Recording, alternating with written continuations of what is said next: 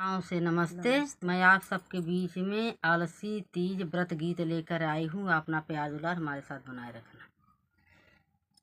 भूखन बड़ी हम तीज की बरतिया जाई दशा सुना।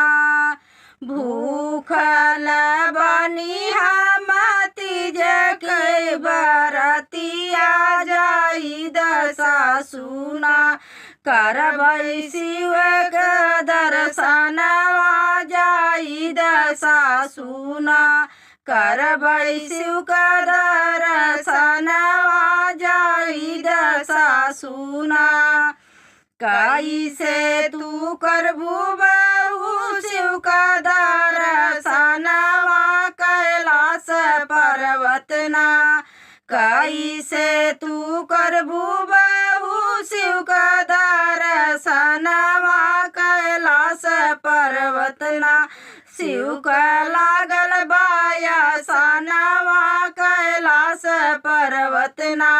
शिव का लागल बाया सनवा कैलाश पर्वतना। सुगिया बन के आई बाई सुगिया बन के जाई बाई चुनरिया ओढ़ी के ना। सुगिया बन के आई बाई सुगिया बन के जाई बाई चुनरिया ओढ़ी के ना। शिव का करबै पूजनिया चुनरिया ओढ़ी के ना। शिव का करबै पूजनिया चुनरिया ओढ़ी के ना। भूखल बनी हम तीज के बरतिया जाई गोतिनिना। भूखल बनी हम तीज के बरतिया जाई गोतिनिना। करबै शिव का दर्शनवा जाई गोतिनिना। करबै शिव का दर्शनवा जाई गोतिनिना। कैसे तू करबू छोटी शिव का दर्शनवा कैलाश पर्वतना। कैसे तू करबू छोटी शिव का दर्शनवा कैलाश पर्वतना। उनकर लागल बाया सनवा कैलाश पर्वतना। शिव का लागल बाया सनवा कैलाश पर्वतना। सुगिया बन के आई बाई सुगिया बन के जाई बाई चुनरिया ओढ़ी के ना। सुगिया बन के आई बाई सुगिया बन के जाई बाई चुनरिया ओढ़ी के ना। शिव का करबै डमरुआ चुनरिया ओढ़ी के ना। सुनबै शिव का डमरुआ चुनरिया ओढ़ी के ना। भूखल बनी हम तीज के बरतिया जाई स्वामीना।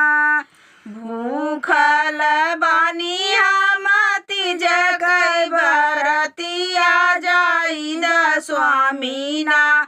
करबै शिव का पूजनिया जाई स्वामीना। करबै शिव का पूजनिया जाई स्वामीना। कैसे तू करबू धाना शिव का पूजनिया कैलाश पर्वतना। कैसे तू करबू धाना शिव का पूजनिया कैलाश पर्वतना। उनकर लागल बाया सनवा कैलाश पर्वतना। शिव का लागल बाया सनवा कैलाश पर्वतना। सुगिया बन के आई बाई सुगिया बन के जाई बाई चुनरिया ओढ़ी के ना।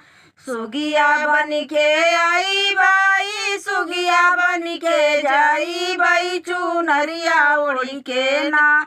करबै शिव का भजनिया चुनरिया ओढ़ी के ना करबै शिव का भजनिया चुनरिया ओढ़ी के ना भूखल बानी हम तीज कई बरतिया जाई दसासुना करबै शिव दर्शनवा जाई दसासुना करबै शिव का दर्शनवा जाई दसासुना।